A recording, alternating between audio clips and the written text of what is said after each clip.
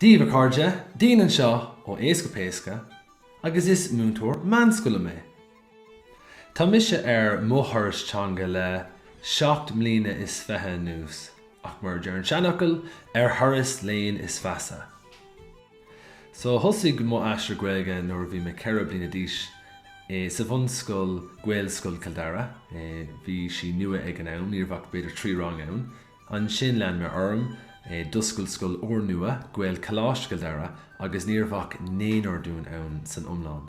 So bhí espéiris ansimile go an sin, hit mé ngrá leis an teanga, drasa mé ar ollscoil bhanúd agus bhain mé céim amach sa Ghaeilge agus a trólaíocht.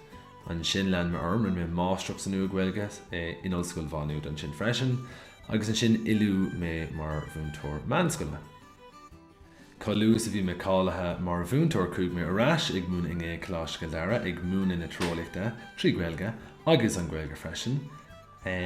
Cap mé gach sóisialta ag obair ar na cuasaí Ghaeilgeachta timpeall na tíre, agus an sin bheartaigh mé cúntas Instagram thosú tus nach raibh mór an ar fáil ar líne ag an am sin leis an Ghaeilge a spreige. Agus an sin thosaigh mé ag cruthú méimna trí Ghaeilge agus físeán agus an sin na cuasaí ar líne.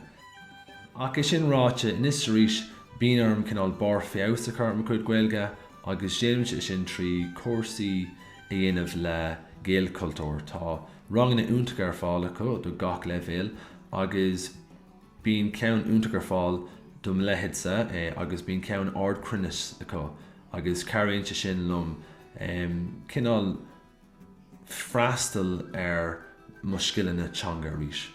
Cad atá an domsa amach an seo bhfuil leanfaidh mé orm ag cruthú cuasaí nua de éasca péasca agus cumála sin déanam iirt mo chuid Ghaeilge a feabhsú an tamar fad agus déanam sin trí na cuasaí úntacha Gaeilcultúr go háirithe an cuasa ardcruinis.